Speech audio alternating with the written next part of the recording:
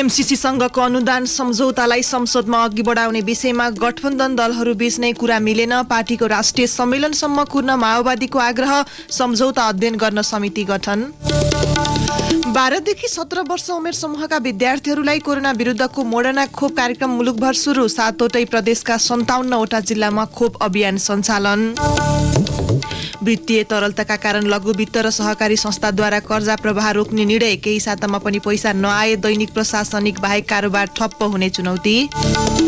क्रिसमसमा गरिने यात्राका कारण युरोप र अमेरिकामा कोरोना भाइरसको ओमिक्रोन भेरिएन्ट फैलने दर निकै बढ्ने विज्ञको चेतावनी। र स्पेनिस ला लिगा फुटबलमा रियल मड्रिड र कार्डिज बीच बराबरी। रियलको पछिल्लो 10 खेलको जितको श्रृङ्खलामा समेत पूर्ण विराम। नमस्कार, कान्तिपुर डायरीका साथमा साथी सुरज र म केसु। समाचार अब विस्तारमा। एमसीसी सँगको अनुदान सम्झौतालाई संसदमा अगाडि बढाउने विषयमा गठबन्धन दलहरूबीचमै कुरा मिलेको छैन।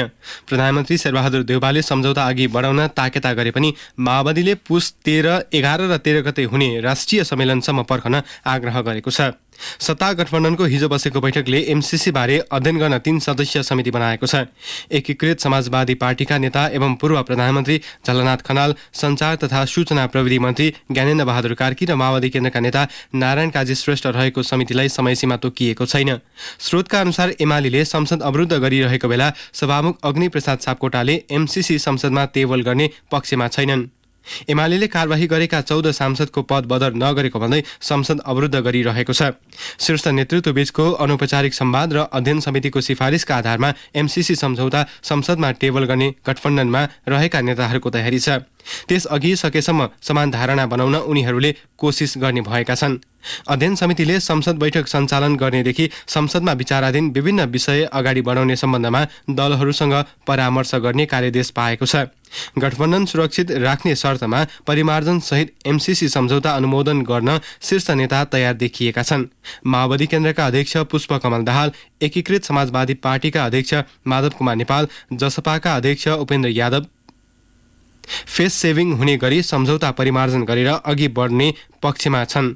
सत्ता गठबन्धनको बैठकमा प्रधानमन्त्री देउवाले चालु संसद अधिवेशनमा एमसीसी सम्झौता पेश गर्ने प्रस्ताव राख्नु भएको थियो। गठबन्धन बैठकमा प्रधानमन्त्री देउवाले राखिएको धारणा सुन्दा एमसीसी प्रक्रिया पुर्याएर अनुमोदन गर्न चाहे जस्तो देखिएको एक नेताले बताए। ती नेताका अनुसार माओवादी केन्द्रका अध्यक्ष दाहालले आफ्नो पार्टीको राष्ट्रिय सम्मेलन अघि एमसीसी सम्झौता अघि नबढाउन आग्रह गरेका छन्। उनको आग्रह अनुसार अध्ययन समितिले राष्ट्रिय सम्मेलनपछि मात्र आफ्नो सुझाव सहितको प्रतिवेदन दिने मोटामोटी समझदारी बनेको छ। गठबन्धन बैठकमा एकीकृत समाजवादी पार्टीका अध्यक्ष नेपालले हतारमा सम्झौता अनुमोदन गर्ने कुरा नगर्न प्रधानमन्त्री देउवालाई आग्रह गर्नुभएको थियो।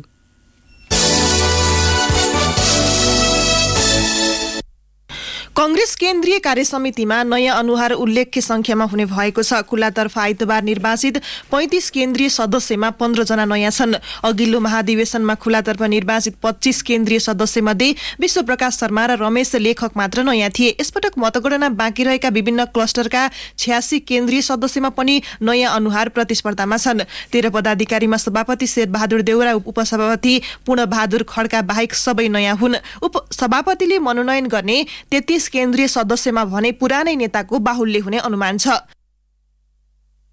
महाधिवेशनमा पदाधिकारीपछि सबैभन्दा रोचक र कडा प्रतिस्पर्धा खुलातर्फको केन्द्रीय सदस्यमा थियो। 35 सदस्यका लागि 79 चुनावी मैदानमा थिए। बीपी कोइराला पुत्र शशाङ्कले सबैभन्दा बढी 3836 मत ल्याउनुभयो। उहाँ चारवटै प्यानलको सूचीमा पर्नु भएको थियो। गत महाधिवेशनमा पनि कोइराला परिवारकै शेखरले सबैभन्दा बढी मत ल्याउनु भएको थियो। उदय शमशेर राणा र रामहरि खतिवडा क्रमशः चौथो र पाँचौं बढी मत ल्याउँदै पहिलो पटक केन्द्रीय समितिमा प्रवेश गर्नु भएको छ। तरुण दलका अध्यक्ष जितजङ बस्ने बस्नेत र नेवी संघका पूर्व अध्यक्ष नयन सिंह महर क्रमशः 11औं र 15औं नम्बरमा निर्वाचित हुनुभएको छ। नेवी संघका पूर्व महामन्त्री कुन्दन राज काफले 20औं नम्बरमा निर्वाचित हुँदै पहिलो पटक केन्द्रीय सदस्यमा आउनु भएको छ। 24 देखि 35 नम्बरसम्ममा परेका राजीव ढुङ्गाना, गुरु बराल, सञ्जय कुमार गौतम, गोविन्द राज पोखरेल, मदन बहादुर अमात्य, अजय बाबु शिवाकोटी, दिनेश कोइराला, उमेश जङ रायमाझी, मोहन आचार्य र कृष्ण किशोर घिमिरे नयाँ हुन्। 30औं नम्बरका गणेश लामा र 34औं नम्बरका गोपाल दहित, विजय कुमार गक्षेदार नेतृत्वको नेपाल लोकतान्त्रिक फोरमसँग एकता भएपछि केन्द्रीय सदस्य बनेका थिए। निर्वाचनबाट भने दुवै पहिलो पटक केन्द्रीय सदस्य बनेका हुन्। पहिलो पटक केन्द्रीय सदस्य बनेका मध्ये ढुङ्गाना नेवी संघका अध्यक्ष र शिवाकोटी नेपाल प्रेस युनियनका महासचिव हुन्। सिनामङ्गल स्थित काठमाडौँ मेडिकल कलेज केएमसीले करिब 20 लाख रुपैयाँ अतिरिक्त शुल्क मागेपछि एमबीबीएसमा भर्ना भएका विद्यार्थी आन्दोलित बनेका छन्। एमबीबीएसमा भर्ना भएर पठन पाठनका लागि कलेज पुगेपछि चिकित्सा शिक्षा आयोगले तोकेभन्दा बढी शुल्क मागिएको विद्यार्थीहरूले गुनासो गरेका छन्। अतिरिक्त शुल्कका कारण विद्यार्थी आन्दोलित भएपछि केएमसीमा कक्षा सुरु हुन सकेको छैन। आयोगले काठमाडौँ उपत्यकामा एमबीबीएस अध्ययन गर्न 40,23,000 रुपैयाँ शुल्क तोकिएको छ। तर केएमसीले विभिन्न शीर्षकमा 60 लाख रुपैयाँ शुल्क बुझाउने करारनामा गर्न दबाब दिएको विद्यार्थीहरूको भनाइ छ। केएमसीमा नयाँ भर्ना भएका विद्यार्थी 100 जना भन्दा बढी छन्। होस्टेल बस्न अनिवार्य गरेर खाना, इन्टरनेट, बिजुली, पानीमा पनि चर्को शुल्क मागिएको विद्यार्थीको गुनासो छ। केएमसीले सम्बन्धन विश्वविद्यालय, Nepal medical college, council, internship शुल्क लगायतका शीर्षकमा करिब 6 लाख रुपैयाँ अतिरिक्त शुल्क मागेको छ।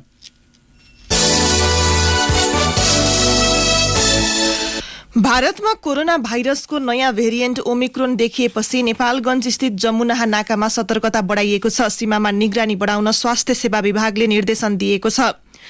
सीमामा चैतदेखि नियमित रूपमा एन्टिजेन परीक्षण हुँदै आएको छ। विभागबाट मङ्सिर 15मा सीमा नाकामा कडाई गर्न निर्देशन दिएको थियो। त्यसपछि अहिलेसम्म 4,000 को एन्टिजेन परीक्षण गरिएको हो। तीमध्ये 2 जनामा पोजिटिभ केस फेला परेको छ। नाका स्थित हेल्थ डेस्कका स्वास्थ्य कर्मी चिरञ्जीवी गेवालीले नियमित रूपमा एन्टिजेन परीक्षण जारी भए पनि संक्रमण पुष्टि संख्या कम रहेको बताउनुभयो। एन्टिजेन परीक्षणहरू बढाउने विषयमा छलफल भइरहेको स्वास्थ्य कार्यालय बाँकेका प्रमुख धीरजङ शाहले बताउनुभयो।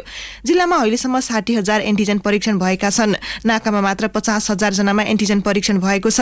कोरोना भाइरसको नयाँ भेरिएन्ट ओमिक्रोन संक्रमित फेला परेपछि नेपाल भारत सीमा क्षेत्रमा रहेका दुवै देशका सुरक्षाकर्मीले कडाई गरेका छन्। कामका लागि भारत गएर फर्किने नेपालीलाई कोरोना रिपोर्ट हेरेर मात्र अनुमति दिएको इलाका प्रहरी कार्यालय जमुनाहाका इन्चार्ज प्रहरी नायब निरीक्षक सही मीन बहादुर विष्टले बताउनुभयो। नेपालगञ्ज नाकाबाट पछिल्लो समय दैनिक 200 नेपाली स्वदेश फर्किने गरेको प्रहरीको तथ्याङ्क छ। तर यो संख्या पहिलेको भन्दा धेरै हो। नाकामा दुवै तर्फबाट आउजाउ गर्नेलाई कडाई गरिएको छ। भारतबाट फर्किने सबै नेपालीको कोरोना जाँच गर्न थालिएको हेल्थ डेस्क इन्चार्ज गीता गिरिशाहीले बताउनुभयो। नयाँ भेरिएन्टको संक्रमण नियन्त्रण गर्न भैरहवा सुनौली नाकामा पनि भारतबाट आउनेको पीसीआर रिपोर्ट अनिवार्य गरिएको छ। तेस्रो मुलुकका नागरिकको आगमनमा पनि कोभिड विरुद्धको भ्याक्सिन लगाएको कार्ड तथा प्रमाणपत्र अनिवार्य गरिएको छ। सशस्त्र प्रहरी बल डन्डा बीओपीका सशस्त्र प्रहरी निरीक्षक कृष्ण प्रसाद अर्यालले लामो समय भारतमा बसेर नेपाल फर्केका नेपाली नागरिक र काठमाडौँ पोखरा लगायत टाढाको दूरी जाने हरेक यात्रुलाई 72 घण्टाभित्रको पीसीआर परीक्षणको रिपोर्ट अनिवार्य गरिएको बताउनुभयो। कान्तिपुर डायरीमा अब ब्रेकको पालो। कान्तिपुर डायरीमा अब कान्तिपुर सविस्तार। कान्तिपुर सविस्तार। सरकारले 12 देखि 17 वर्ष उमेर समूहका विद्यार्थीहरूका लागि कोरोना विरुद्धको मोडेना खोप लगाउन सुरु गरेको छ। 7 वटै प्रदेशका 57 वटा जिल्लाका विद्यार्थीहरूलाई 11 दिनसम्म निरन्तर खोप दिइने स्वास्थ्य सेवा विभागले जनाएको छ। 14 गतेसम्म चल्ने खोप अभियानमा 18 लाख बालबालिकालाई समेट्ने लक्ष्य राखिएको स्वास्थ्य सेवा विभाग परिवार कल्याण महाशाखाका बाल स्वास्थ्य तथा खोप शाखाका प्रमुख सागर दाहालले जानकारी दिनुभयो। 57 वटै जिल्लाका सम्बन्धित विद्यालयमा नै केन्द्र राखेर खोप दिइने दाहालले बताउनुभयो। विश्व स्वास्थ्य संगठनको कोभ्याक्स सुविधा अन्तर्गत नेपाललाई प्राप्त करिब 36 लाख डोज मोडेनाको खोपबाट 7 वटै प्रदेशका 57 जिल्लाका विद्यार्थीहरू लाभान्वित हुनेछन्। त्यस्तै प्रदेश 1 को झापा, मोरङ, सुनसरी, प्रदेश 2 को सप्तरी, धनुषा र पर्सा, बागमती प्रदेशको काठमाडौँ, ललितपुर, भक्तपुर, काभ्रे, चितवन र सिन्धुली, गण्डकी प्रदेशको कास्की र बागलुङ, लुम्बिनी प्रदेशको रूपन्देही, बाँके र दाङ, कर्णाली प्रदेशको सुर्खेत तथा सुदूरपश्चिम प्रदेशको डडेलधुरा र कैलालीमा भने फाइजर खोप अभियान सञ्चालन गरिने स्वास्थ्य तथा जनसङ्ख्या मन्त्रालयको तयारी छ। खोप शाखा प्रमुख सागर दाहाल भन्छन्, फाइजर खोपको मात्रा 1 लाख आएको हो र यो चाहिँ 24वटा अस्पतालहरूमा सुरु गर्यौं र 29वटा जिल्लाहरू पर्दछन्। त्यसमा फाइजर खोप चाहिँ मोडर्ना खोप भन्दा र हामीले अरू प्रयोग गर्ने खोपहरू भन्दा अलिकति फरक छ, किनभने यसमा हामीले प्रयोग गर्ने जुन सिरिन्ज छ त्यो पनि 0.3 ml को सिरिन्ज प्रयोग गर्नुपर्ने हुन्छ। त्यस्तै गरेर यसमा चाहिँ तपाईँको दुईवटा घोलक पनि मिसाउनु पर्ने हुन्छ। त्यसमा त्यो मिसाउने तरिकाहरू पनि फरक छ। अलिक फरक भएको हुनाले हामीले त्यो 29वटा जिल्लामा चाहिँ पहिल्यै तालिम पनि दियौँ, स्वास्थ्य कार्यालय पनि त्यसमा अभ्यस्त भयो, अस्पतालका केही कर्मचारीले तालिम पनि प्राप्त गर्नुभयो। तसर्थ यो सहजतालाई विचार गरेर हामीले चाहिँ फाइजर खोप चाहिँ त्यहाँ चलाउनु उपयुक्त हुन्छ भन्ने जुन सिफारिस गर्यो त्यसको आधारमा हामीले छनौट गरेका हौँ। आइतबारदेखि यही पुस 14 गतेसम्म मोडेर्नाको खोप अभियान सञ्चालन हुनेछ, तर स्थानीय तह तथा जिल्ला स्वास्थ्य कार्यालयको समन्वयमा विद्यालयमा खोप लगाइने भएकाले तोकिएका स्थानमा क्रमिक रूपमा सञ्चालन हुने जनाइएको छ। फाइजर खोप तोकिएका काठमाडौँ, ललितपुर, भक्तपुर, काभ्रे, चितवन, सिन्धुली, डडेलधुरा तथा सुर्खेतमा पुस 13 गतेदेखि मात्र अभियान सञ्चालन हुँदैछ। अन्य 12 जिल्लामा भने मिति तोक्न बाँकी छ। फाइजर खोपको मौजात सीमित भएको तथा यसै साता हुने थप 6 लाख डोज खोपका आधारमा मिति तोकिने खोप शाखा प्रमुख दाहाल बताउँछन्। अब हामीलाई फाइजर खोप फेरि प्राप्त हुँदैछ, 6 लाख चामचुल खोप प्राप्त हुँदैछ। यो खोपबाट चाहिँ हामी 8वटा जिल्लाहरूमा चाहिँ खोप अभियान सञ्चालन गर्ने तयारीमा रहेका छौँ। 1 हप्ताभित्रमा नै प्राप्त हुँदैछ। यो खोप चाहिँ हामी त्यो 8वटा जिल्लामा चाहिँ हामीले 6 लाखमै वितरण गर्छौँ र हामीले खरिद गरेर ल्याउन लागेको खोप पनि निकट भविष्यमै हामीलाई प्राप्त हुन्छ। तत्पश्चात चाहिँ हामी फेरि दोस्रो मात्राको लागि अभियान सञ्चालन गर्ने तयारीमा रहेका छौँ। विद्यार्थीलाई सहज रूपमा खोप लगाउनका लागि विद्यालयमै खोप केन्द्र बनाइएको छ। यससँगै भेरोसेल तथा कोभिसिल्ड खोपको दोस्रो मात्राको खोप कार्यक्रम समेत सरकारले जारी राखेको छ, जसका लागि पर्याप्त खोप मौजत रहेको मन्त्रालय जनाउँछ। आइतबारसम्ममा नेपालमा जम्मा 3,64,67,980 डोज खोप भित्रिएको छ, जसमध्ये भेरोसेल 1,73,49,600, कोभिसिल्ड 76,16,500, जोन्सन एन्ड जोन्सनको 37,11,500, मोडेर्नाको 36,51,200 र अस्ट्राजेनेकाको 30,37,560 मात्रा र फाइजर 1,06,20 मात्रा छन्। सोमबार भेरोसेल तथा कोभिसिल्ड खोपको थप करिब 31 लाख मात्रा भित्रिने तयारीमा रहेको मन्त्रालयको आपूर्ति तथा व्यवस्थापन शाखाका प्रमुख डाक्टर सुरेन्द्र चौरसिया बताउँछन्। कोभिसिल्ड 18,70,500 र भेरोसेल 12,01,000 आसपास डोज हुने आउँदैछ। हालसम्म लक्षित उमेरको 48% पूर्ण मात्राको खोप लगाइएको छ। 50% पूर्ण मात्राको खोप लगाए पश्चात बुस्टर डोजको अभियान चलाउने तयारी मन्त्रालयको छ। राष्ट्रिय खोप सल्लाहकार समितिका अध्यक्ष डाक्टर रमेश कान्त अधिकारी भन्छन्, लक्षित जनसमूहको 50% भन्दा बढी पुगेपछि बुस्टर खोप दिनका लागि तयारी सुरु गरौँ र चाँडै नै 50% पुग्ने सम्भावना पनि देखिएको हुनाले त्यो तयारीतर्फ लाग्न सरकारलाई हामीले सल्लाह दिएका थियौँ। किनभने पहिला दिएको खोपले 6 महिनापछि 8 महिनापछि बिस्तारै घट्दै जाने एन्टिबडी लेभल र त्यसको सुरक्षा जति पहिला थियो त्यो सुरक्षाको लेभल चाहिँ घट्दै जाने भएको हुनाले बुस्टर चाहिन्छ। खोप कार्यक्रमसँगै हाल युरोपलाई आक्रान्त तुल्याएको ओमिक्रोनको सन्तास नेपालमा समेत फैलिएको छ। हालसम्म ओमिक्रोन संक्रमण देखिएका 2 जना नै संक्रमण मुक्त भइसकेकाले यसबाट सिर्जना हुन सक्ने अन्य जोखिमबारे सरकार पर्ख र हेरको रणनीतिमा रहेको मन्त्रालयकी प्रवक्ता डाक्टर संगीता कौशल मिश्र बताउँछिन्। जुन पनि कन्ट्रीबाट आउनुभयो उहाँहरूले चाहिँ आफ्नो खोप कार्ड देखाउनु पर्ने हुन्छ।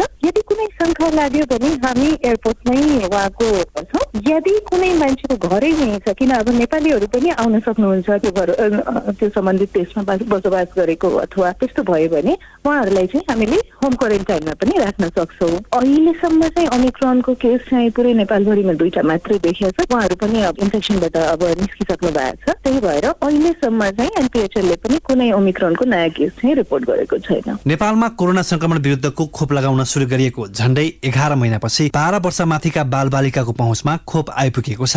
विदेशमा 5 वर्षदेखि माथिका बालबालिकालाई समेत खोप लगाउन सुरु भइसकेको अवस्थामा सरकारले त्यतातर्फ समेत ध्यान दिन जरुरी देखिएको छ। रेडियो कान्तिपुरका लागि रमेश दुलाल। कान्तिपुर सविस्तार।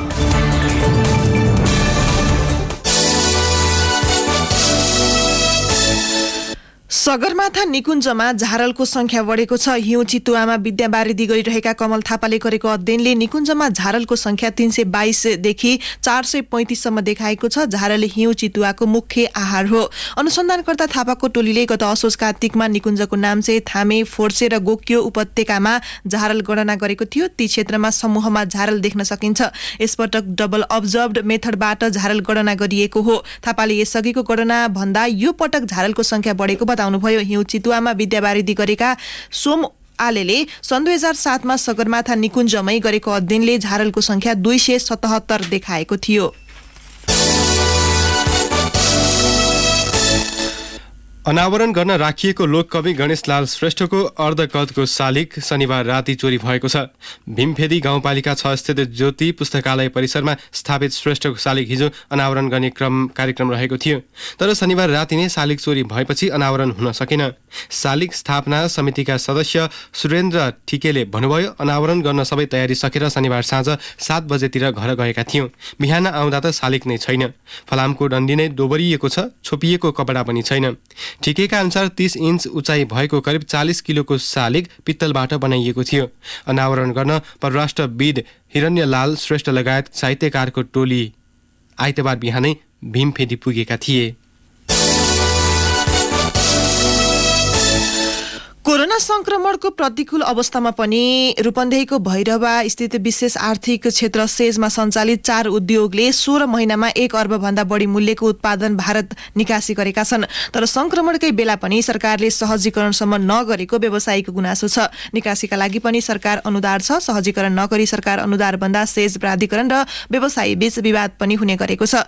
2077-78 को साउनदेखि 2078 को कार्तिक महिनासम्ममा 1 अर्ब भन्दा धेरैको उत्पादन भारत निकासी भएको हो। ऐनमा उल्लेख गरिए अनुरूपको सेजमा सञ्चालित उद्योगले पाउनुपर्ने सेवा सुविधा र प्रोत्साहनबाट भने व्यवसायी वञ्चित छन्। भैरवा सेजका अनुसार बी स्टार ग्लोबल्स, ब्रिलेटेन्स लाइट शक्ति मिनरल्स र पञ्चकन्या स्टिल्सले आफ्ना उत्पादन भारत निकासी गरेका हुन्। यी उद्योगले 14 करोड भन्दा धेरै मूल्यको उत्पादन आन्तरिक बजारमा पनि बिक्री गरेको सेजमा कार्यरत कम्प्युटर अपरेटर निरा भट्टराईले बताउनुभयो। कान्तिपुर डायरीमा पुनः ब्रेकको पालो। कान्तिपुर डायरीमा अब आर्थिक समाचार। वित्तीय प्रणालीमा चुलिँदै गएको तरलता सङ्कटको प्रत्यक्ष असर लघुवित्त वित्तीय संस्था र सहकारी संस्थामा पनि देखिन थालेको छ। गत सातासम्म 90% भन्दा बढी लघुवित्त वित्तीय संस्थाले नयाँ कर्जा रोकेका छन् भने तरलताका सन्दर्भमा सहकारी संस्थाको अवस्था पनि निकै दयनीय छ। आउँदा केही साता पनि वित्तीय प्रणालीमा पैसा नआए दैनिक प्रशासनिक बाहेक अन्य सबै कारोबार ठप्प गर्नुपर्ने अवस्था आएको जानकारहरूले बताएका छन्। तरलता अभावको विद्यमान समस्या समाधानका लागि लघुवित्त ब्याङ्कर्स सङ्घले स्रोतको विकल्प खोजिदिन राष्ट्र बैङ्कलाई आग्रह गरेको छ। राष्ट्रिय सहकारी महासङ्घले पनि संयमित भएर अत्यावश्यक क्षेत्रमा मात्र कर्जा प्रवाह गर्न परिपत्र जारी गरेको छ। अहिले थोक कर्जाको ब्याज दर बढेर औसतमा 12% पुगेको र त्यही ब्याज दरमा सजिलै कर्जा पाइन छाडेको लघुवित्त ब्याङ्कर्स सङ्घका अध्यक्ष प्रकाश राज शर्माले जानकारी दिनुभयो। गत सातासम्म 90% भन्दा बढी लघुवित्त वित्तीय संस्थाले कर्जा रोकेको र केही कम गरेको उहाँले बताउनुभयो। पैसा कम भएपछि अन्य विकल्प खोजिदिन सङ्घले औपचारिक रूपमै राष्ट्र बैङ्कलाई आग्रह गरेको छ। गत बिहीबार काठमाडौँ उपत्यकाको बिजुली खपत 407 मेगावाटसम्म पुग्यो, जबकि गत वर्ष यही समयमा उपत्यकाको माग 345 मेगावाट बराबर मात्रै थियो। नेपाल विद्युत प्राधिकरणका अनुसार पछिल्लो साता यता विद्युत माग एकाएक बढेको छ। लोड व्यवस्थापनका लागि सबैभन्दा चुनौतीपूर्ण मानिने काठमाडौँ उपत्यकामा प्रसारण र वितरण प्रणालीले धान्न नसक्ने अवस्थामा बिजुली खपत हुन थालेको देखिएको हो। त्यसभर खपत हुने बिजुलीको 25 देखि 30% सम्म खपत काठमाडौँ उपत्यकामा मात्रै भइरहेको प्राधिकरणको तथ्याङ्क छ। उसको विवरण अनुसार गत शुक्रबार राष्ट्रिय प्रणालीको कुल माग 1571 मेगावाट बराबर छ। सो दिन उपत्यकाको माग 406 मेगावाट रहेको देखिन्छ। खपत अघिल्लो प्राधिकरणका प्रवक्ता सुरेश भट्टराईले भन्नुभयो, खपत अघिल्लो वर्षको हिउँदमा भन्दा निकै बढ्यो। महामारीको प्रभाव पनि गत वर्षको तुलनामा कम छ। समग्र ग्राहकको संख्या मात्र होइन, बढी विद्युत खपत गर्ने औद्योगिक ग्राहकको संख्या पनि बढेको छ। काठमाडौँ उपत्यकामा 450 मेगावाट क्षमता भन्दा माथि गाह्रो गरेर नै चलाउने हो। त्यो भन्दा बढी क्षमतामा चलाउन हामीलाई गाह्रो हुन्छ। पछिल्लो समय होङसी सिमेन्ट उद्योगले मात्रै प्राधिकरणबाट 30 मेगावाट बिजुली लिइरहेको छ।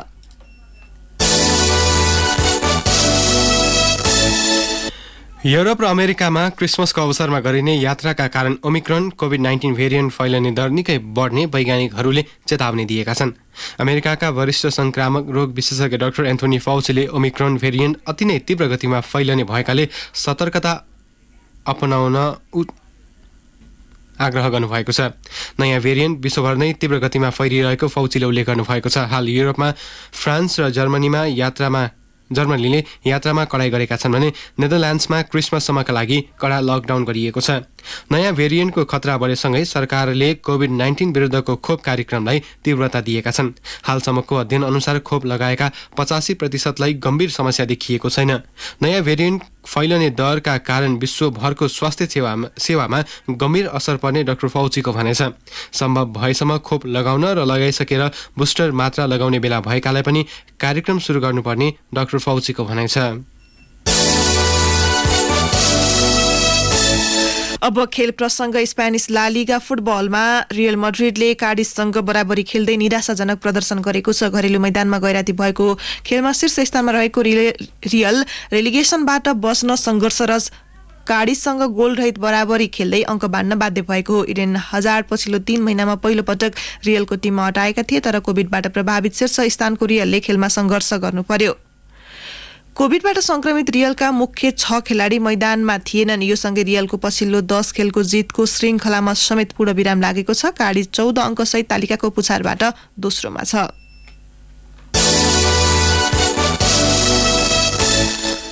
अब मौसम सम्बन्धी जानकारी। मुलुकका अधिकांश स्थानमा मौसम सामान्यतया सफा रहने जल तथा मौसम विज्ञान विभागले जनाएको छ।